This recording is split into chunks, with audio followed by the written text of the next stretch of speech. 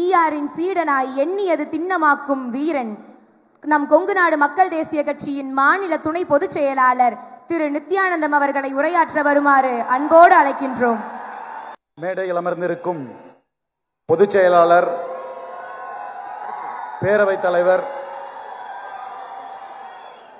உள்ளிட்ட அனைவருக்கும் வணக்கத்தை தெரிவித்துக் கொண்டு, இந்த வரலாற்று சிறப்பு மிக்க மாநாட்டிற்கு எங்களோடு பொள்ளாச்சியிலிருந்து வந்திருக்கக்கூடிய உறவுகளையும் நண்பர்களையும் பல்வேறு சமுதாய அமைப்புகளை சார்ந்தவர்களையும் தொழில் அதிபர்களையும் முக்கியமாக தமிழ்நாடு கேரள எல்லையிலிருந்து வந்திருக்கக்கூடிய நம் சொந்தங்களையும் வருக வருக என வரவேற்கின்றோம். மாநாடு, அரசியல் வெற்றி, இது எல்லாம் நம்மளுடைய அரசியல் பயணத்தில் மைல் கல் தான். அதாவது மைல் ஸ்டோன், டெஸ்டினேஷன் அல்ல. ஏதோ எம்பியை உருவாக்கிட்டோம், எம்எல்ஏவை உருவாக்கிட்டோம், நம்முடைய கடமை முடிந்தது என்று நாம் யாரும் கருதக்கூடாது. நம்முடைய பயணம் தொடர்ந்து கொண்டே இருக்க வேண்டும். திரு அசோகன் சொன்னது போல, இதற்கு முன்பாக பேசியவர்கள் சொன்னது போல, நமக்கு போக வேண்டிய செல்ல வேண்டிய தூரம், நிறைய தூரம் நாம் செல்ல வேண்டி இருக்கிறது. விவேகானந்தர் சொன்னது போல் miles to go before we ஸ்லீப்ங்கிற மாதிரி நம்முடைய பயணம் தொடர்ந்து கொண்டே இருக்க வேண்டும். அப்படி இந்த மைல்கல் என்பது அடுத்த வெற்றியை நோக்கிய நம்முடைய பயணத்தை ஊக்குவிப்பதற்காக இருக்க வேண்டும். இத்தனை பேர் நம்மளுடைய தங்களுடைய ஆதரவை தெரிவித்திருக்கார்கள் என்று சொன்னால் இதோடு நின்று விடக்கூடாது. இதை வைத்து அடுத்த அடியை, அடுத்த முயற்சியை நாம் எடுத்துக்கொண்டே இருக்க வேண்டும். அதே போல நம்முடைய எண்ணங்களும் செயல்பாடுகளும் சற்று வித்தியாசமானவை. அண்ணன் பொள்ளாச்சியில பேட்டி கொடுத்தாங்க. அப்ப சொன்னார்கள், அரசியல் தெரியாத அரசியல்வாதிகள் நாங்கள் என்று. ஏனென்றால் நம் அரசியலுக்காக இங்கு வரவில்லை. காலத்தின் கட்டாயம் நம்முடைய தேவைகளை நிறைவேற்ற வேண்டும் என்று சொன்னால் அரசியல் அங்கீகாரம் தேவை என்பதற்காக அரசியலுக்கு வந்தவர்கள் நாம். இங்கு இருக்கக்கூடிய யாரும் அரசியல்வாதிகள் கிடையாது. அப்படியே நம்முடைய எண்ணங்கள், செயல்பாடுகள் எல்லாமே அரசியல்வாதிகளை போல் இல்லை. அப்ப நம்ம என்ன பண்ணணும்? நம்முடைய அரசியல் பயணமும் அதுபோல் சற்று வித்தியாசமானதாக இருக்க வேண்டும். என்ன செய்ய வேண்டும்? அதற்காக அரசியல் பயணத்தில் மட்டும் நம்முடைய பயணத்தை வித்தியாசமாக செய்ய வேண்டும் என்று சொன்னால், பிற கட்சிகள், பிற அமைப்புகள் செய்வது போல் செஞ்சா நம்ம தோத்துருவோங்க. நமக்கு அரசியல் செய்ய தெரியாது. அப்படியே நம்முடைய அரசியல் என்பது, நம்முடைய பொது வாழ்க்கை பயணம் என்பது பிற கட்சிகளை விட, பிற அமைப்புகளை விட வித்தியாசமானதாக இருக்க வேண்டும். பணத்தால், பதவியால் நம்மை விட பெரியவர்கள் நிறைய நம்ம பக்கம் இருப்பாங்க.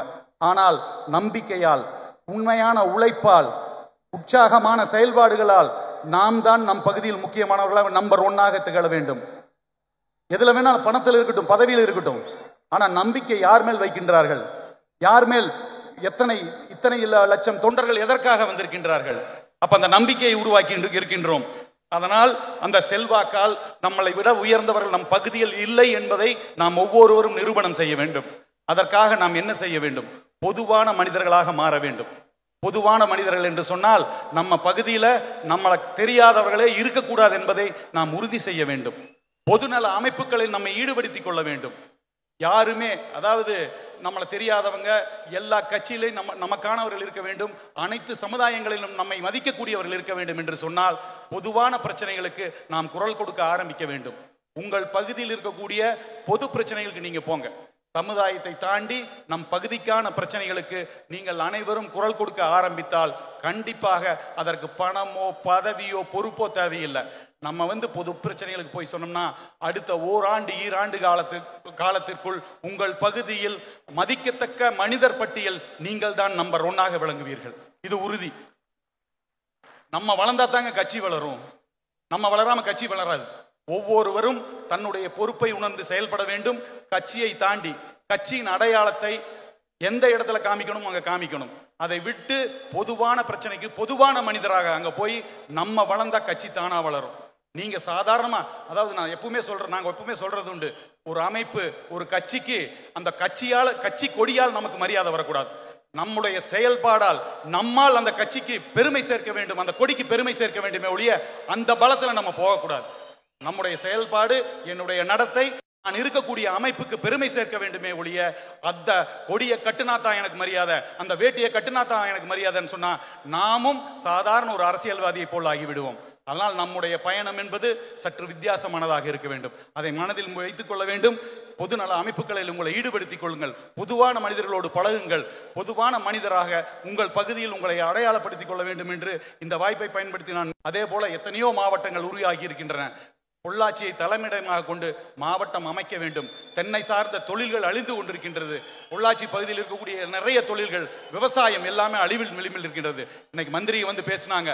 அவர்களிடமெல்லாம் சொல்லி முதலமைச்சர் கவனத்திற்கு கொண்டு சென்று பொள்ளாச்சி பகுதியை, தென்னை விவசாயத்தை, விவசாயிகளை காப்பாற்ற வேண்டும் என்று கூறி தீரன் படை இன்னைக்கு வந்து எங்கள் பகுதியிலிருந்து ஆயிரக்கணக்கானோர் வந்திருந்தால் கூட நேற்று இரவு 200 பேர் வந்து இந்த ராஜாவோடும் பிரேமோடும் சூரியமூர்த்தியோடும் துணையோடு தோளோடு தோள் நின்று இருக்காங்க. அவர்களுக்கும் இந்த நேரத்தில் நன்றியை கூறி மீண்டும் ஒரு முறை வந்திருக்கக்கூடிய பொள்ளாச்சியிலிருந்து மட்டுமல்ல பிற பகுதியிலிருந்து வந்திருக்கக்கூடியவர்களுக்கும் இந்த நேரத்தில் நன்றிகளை கூறி என்னை பெரிய நம்பிக்கையோடு இன்னைக்கு வந்து துணை பொதுச்செயலாளர் என்ற அந்த பொறுப்பை என்னிடம் கொடுத்திருப்பதற்கு கண்டிப்பாக 2 ஆண்டுகளில் எனக்கு பொறுப்பு கொடுக்கப்பட்டுள்ள கோவை மற்றும் திருப்பூர் மாவட்டங்களை முன்னணி மாவட்டங்களாக மாற்றி அதன் மூலமாக பொதுச்செயலாளருக்கு நன்றி தெரிவிப்பேன் என்று கூறி வாய்ப்புக்கு நன்றி கூறி விடைபெறுகிறேன். நன்றி, வணக்கம். நன்றி.